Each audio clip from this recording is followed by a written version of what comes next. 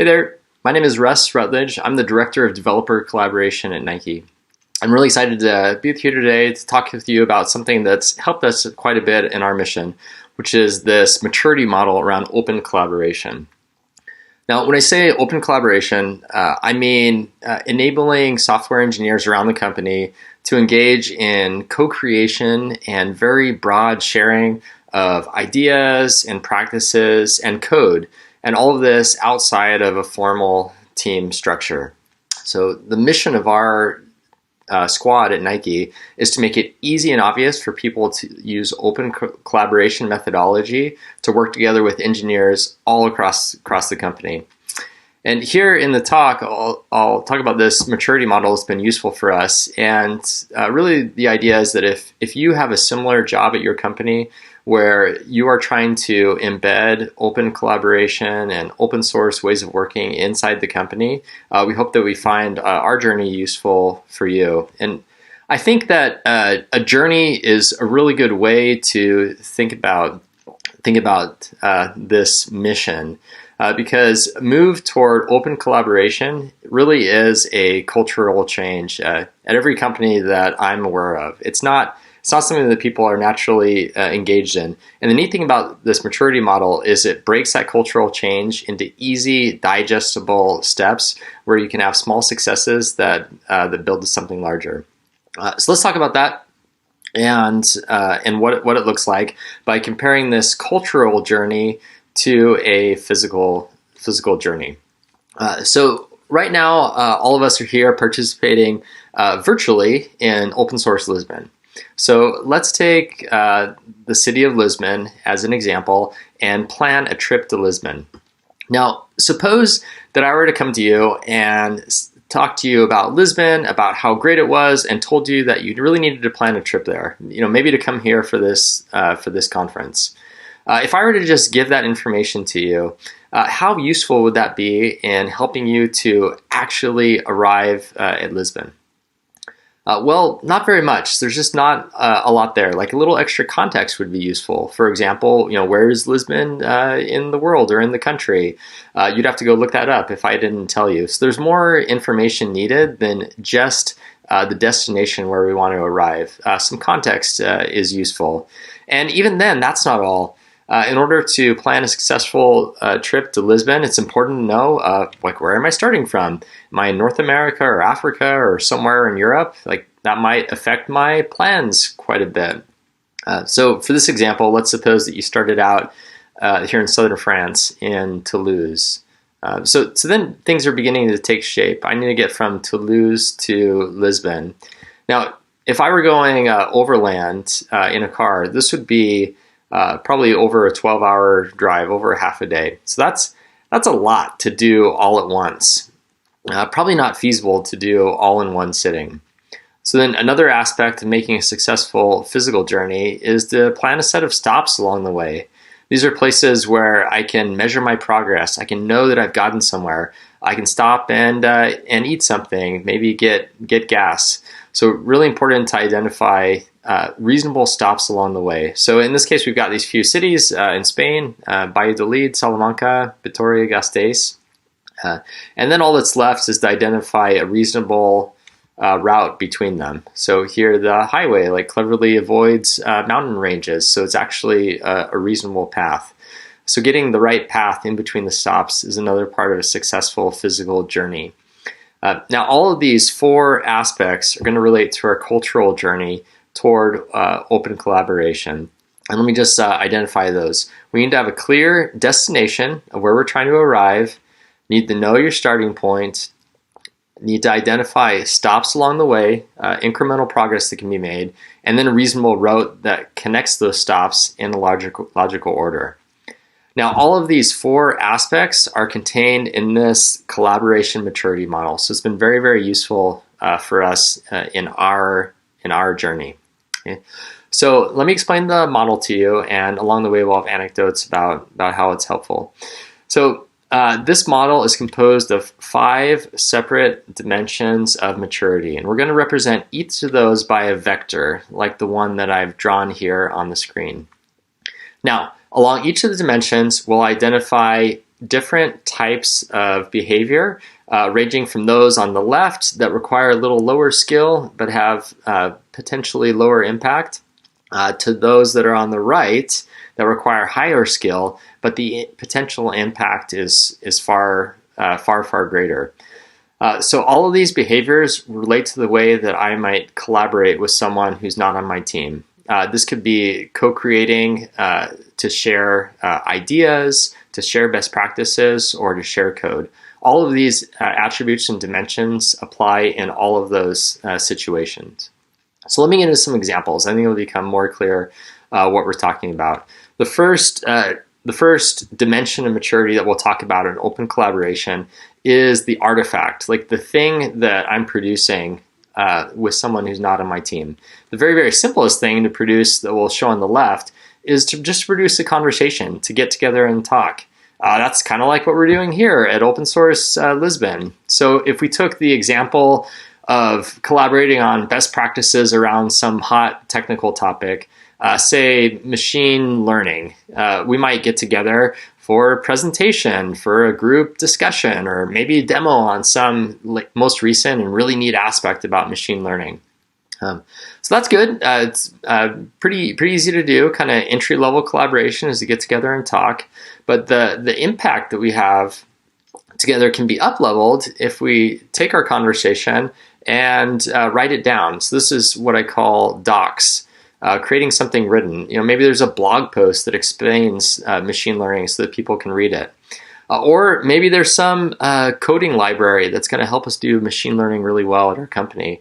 And we could contribute to the user documentation. So it's really clear for people how to use it. Or open an issue in the backlog of that project. So all of these are pieces of writing. And while a conversation or talking usually is something that can affect in the tens of people, maybe a few dozen people at a time, a good piece of writing can be read by hundreds of people. So there's like a 10x potential increase in impact in the number of people you can reach, but it's a little harder too. It's usually more difficult for people to write clearly and compellingly than to speak. Then all the way at the right, if there's a way that we can package up the best practices, package up the idea that's useful to share in a piece of executable code, that's the highest, takes the highest skill, but also the highest potential impact. That's the highest level of maturity along this dimension.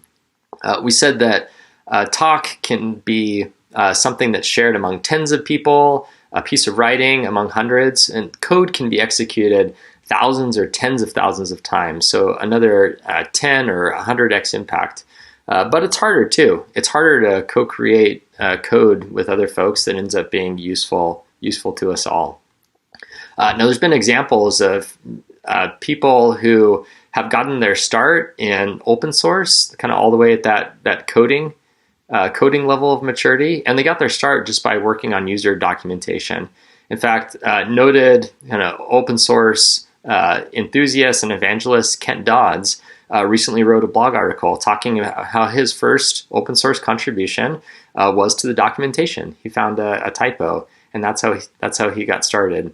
So these dimensions of maturity allow people to get started on a particular dimension wherever is comfortable to them, and then give them a next target of where they can up-level themselves. If I'm just comfortable getting started talking with others not on my team about an idea, I can get started there. Later, up-level to helping produce a piece of writing, and then all the way to the top, helping to collaboratively produce code, whether in or out of the company.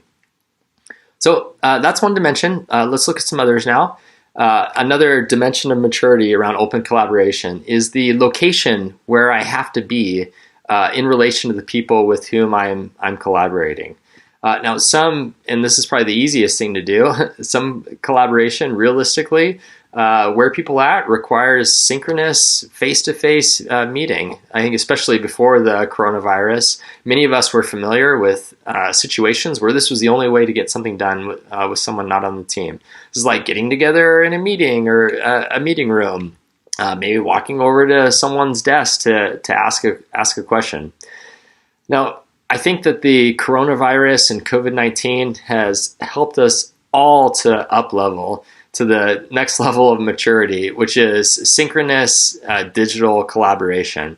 Now, this really opens up the number of people with whom I can collaborate. This looks like getting on a conference call for a webinar or a working session, engaging in live chat. This opens up the number of people with whom I can work, from those that are available in the same time and space as I am to just those that are available at the same time. So the set of people with whom I can work goes from those in my building where I'm located to anyone on the continent, because our time zone is close enough. Now, still further, and kind of the next level of maturity is moving to asynchronous collaboration, where I can work together and advance on ideas or code with people that aren't even available at the same time as me. Maybe they're in a totally different time zone. I'm in North America and they're in Europe or East Asia, or kind of in a corporate environment. Maybe it's just someone who has a meeting at the same time that I do, and we don't have any free time. Either way, getting to the point where I can collaborate and advance on ideas, best practices, and code, where I can do that asynchronously, up-levels my maturity in open collaboration. This looks like opening an issue in a backlog and clarifying that issue via comments with one of the project owners, or submitting a pull request, getting asynchronous feedback, maybe updating a wiki, responding to comments there. Now, this dimension of location and the various points of maturity, you can think about helping people to up-level at all kind of levels of work. These can apply to an individual, they can apply to an entire team or squad, or they can apply to an entire company. Kind of categorization of how I tend to work can be thought of at any of those levels, and trying to up-level can be done along any of those levels. And that aspect is true for all of these dimensions that we'll go over today. So let's go a few more and examine other points of maturity. And mentally, as we go through, you can just be thinking about yourself or people you work with. Where do I fall, or where does this person fall, and what's next for them? And these dimensions of maturity will help to provide that map for you.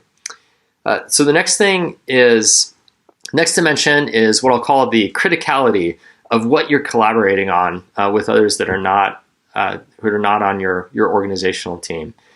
Is it just a side project or a passion project? Again, going back to the machine learning example, maybe it's just something I think is interesting, but not necessarily related to my day job. That's a place where people start. I think a lot of open source behavior might be tied to this side project. Hey, it's just something that I thought was interesting and wanted to get involved. That's a start. Up-leveling from there is what I'll call collaborating on something that supports my mainline daily work. Again, with that machine learning example, suppose there's a library that helps me do machine learning and to do it really well, and I actually use it in my job. It helps me to make a better product. If there's some up-leveling that needs to be done in that library, and I'm going to work with others elsewhere in my company or outside of my company on improving that and making it better, that's what I'll call collaborating on a support project. I'm collaborating on something that's not my mainline daily work, but it directly supports my mainline daily work. That's a little more difficult, and sometimes it's a little too tough, and we see people just forking their own private copy of some support library because it's kind of too tough, or they haven't quite reached that level where they're able to collaborate on a support project effectively with those not in their team.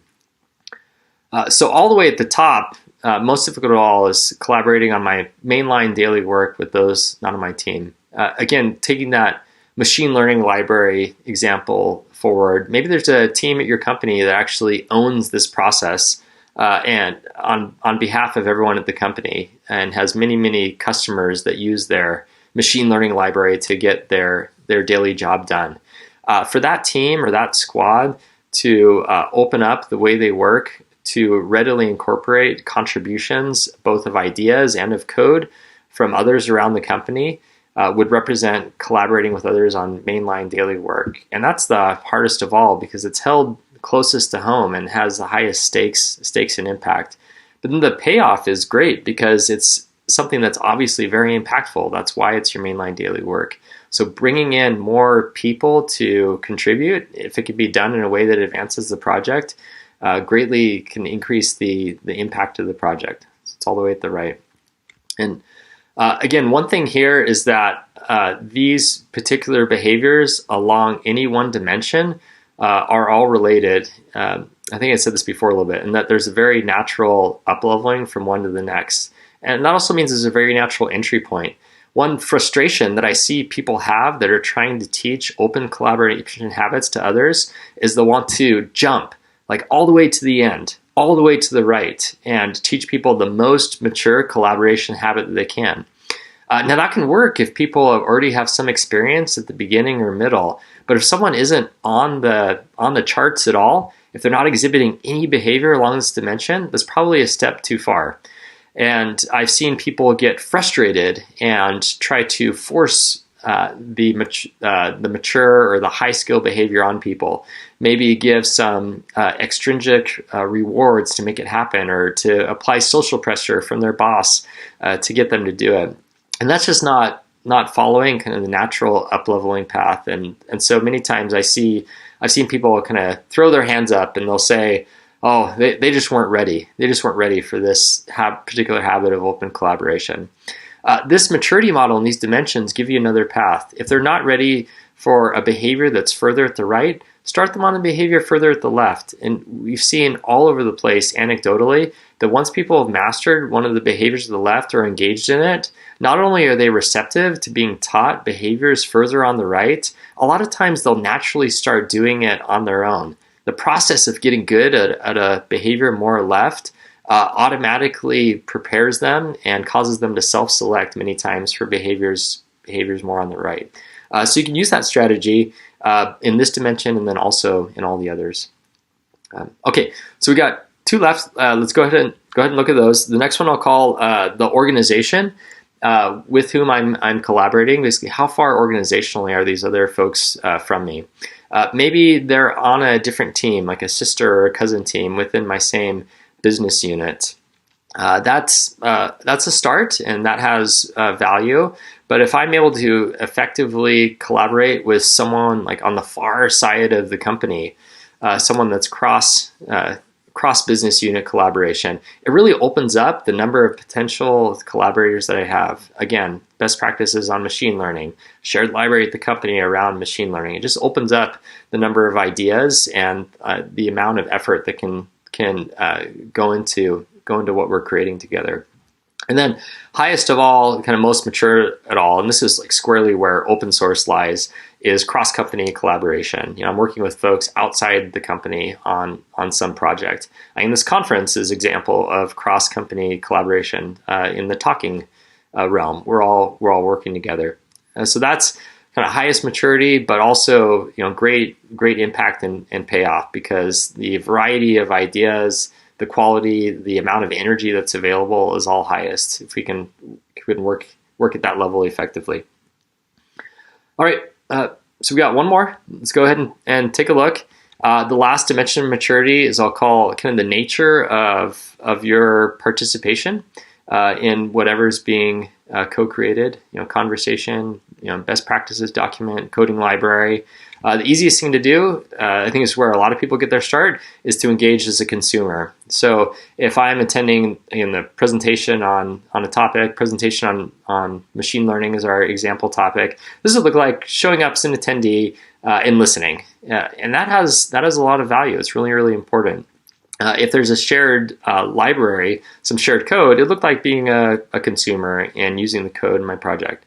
Again, ton of value. I'm leveraging experience from other folks, but I can up-level my value, my maturity, my skill set by becoming what I'll call a commenter. Again, for a coding project, this looks like opening an issue in the backlog or giving feedback on a pull request. It might be asking a question or making a comment if there's some technical meetup or discussion that I'm participating in. And then the highest of all involves becoming actually a creator of content that's shared. Maybe I'm a presenter at some shared meetup or presentation, or I'm actually the one submitting pull requests, submitting code. And in both of these, I'm the one that's creating content that then people can comment on and consume later. So my impact gets much, much higher because I'm the originator of ideas rather than just one giving feedback or using them. Now, on this dimension, and then also on all the others, I think it's really important to note that behaviors and attributes that are on the right are not always better or not always more appropriate than ones at the left. There may be times where, again, just consuming or just commenting is totally the right thing to do. What this maturity model is just saying, it's not that behaviors on the right are always more mature. It's just that an individual, a team, a company in general that has behaviors on the right in their toolbox that can pull them out in the appropriate situation has all the tools they need to have maximum impact. So let's look all together at this maturity model. I'm gonna have to go off the screen here so you can see, so you can go ahead and see the whole thing. And as we're going through this, if you have questions on anything that we've said already or things that come after that, I want to encourage you to put questions in chat. I'll be there and excited to answer and talk about it more with you there. So all 5 of these dimensions on the maturity model, I just want to talk a little bit about a few points to make as a whole. First of all, it's not necessary to up-level simultaneously on all of these dimensions at the same time. In fact, I recommend that you don't. So they're shown here in a stacked form, but it's not necessary that you're at the same kind of horizontal position on all 5 of these rows at the same time. In fact, you probably won't be. And that's okay. That's one of the features of this maturity model. Maturity and up-leveling of skill on any one of these dimensions can happen independent of the other 4. And that's true of all of these. Now, I would say, again, being here at Open Source Lisbon, it makes me think of open source. I would say that open source behavior and the most impactful open source behavior is probably what we think of as being all the way on the right of all of these dimensions. I mean, you just think about it. You would want people to be able to create cross-company coding projects that help get their mainline work done and be collaborating in a cross-company asynchronous manner. Right? Those are the 5 dimensions all the way at the right. So that's like points of very, very high maturity. What this maturity model tells you is that you have a way to get there and you don't have to jump straight there. You can make incremental progress. So the way that I use this maturity model and the way that I recommend that you use it is to think about whatever individual, whatever team, whatever company that you're working with, and then mentally plot out on here, where do you think this person, team, or company, how do they normally collaborate with others along these 5 dimensions? And you just mentally put a check mark. I put some example check marks here. And if I were to give a scenario that represents these check marks, these look very much to me like a team that is using some shared coding standards in the way that they work. So maybe they found out about these shared coding standards from some webinar that's there in their group. These coding standards might kind of be written down, but also it takes someone to walk you through them. So we'll see that check mark in between talk and docs on Artifact. These coding standards kind of support you in working on your mainline project. They're not like a runtime dependency, so you have that check mark kind of approaching that support level. Let's say that these shared coding standards are shared within a few teams in the business unit, so they're like kind of above, between that cross-team and cross-business unit level. And let's suppose that a particular team that we're working with or modeling here, they've maybe given a little bit of feedback on the coding standards, but mostly they just use them and follow them. So that check mark is pretty close to the consumer level. What progress toward open collaboration, open source looks like is taking any one of these check marks and thinking about how to up-level it. So let's go through a few examples of this. For this, up-leveling of location, I said, these coding standards were communicated via webinar. Maybe this webinar could be recorded in a podcast format. or a playback format, so that people could go and learn about them at any time. That slides that top arrow toward asynchronous collaboration on these standards. Maybe there's, rather than just explaining what are these coding standards, there's a way to create a shared linter or checker that can run in folks' builds to help them to follow it. And that takes the artifact going from documentation to code. That helps up-level the impact of this open collaboration. On the organization scale, can more teams get involved than just the teams that happen to be in this particular business unit? Can we get teams from other business units involved? So we take the same thing and spread it more broadly. That's more impactful. For this particular team that we talked about, can we get them to give more feedback as to how the coding standards were working, or maybe even to suggest new coding standards that they think are useful, that they found to be useful? That moves them toward that commenter or creator on that participation scale. So any of these, and also a lot of other ideas, would be a step toward the right, a step toward collaboration and open source. And what this maturity model gives you are all the aspects of a good map in making this cultural journey toward open collaboration. So look at it. You have a clear starting point. You have a destination where you're trying to get. You've got stopping points that are in bite-sized chunks. You can stop at them on the way. And then also a clear route that naturally connects related stopping points. So the journey is as easy and obvious as it can be.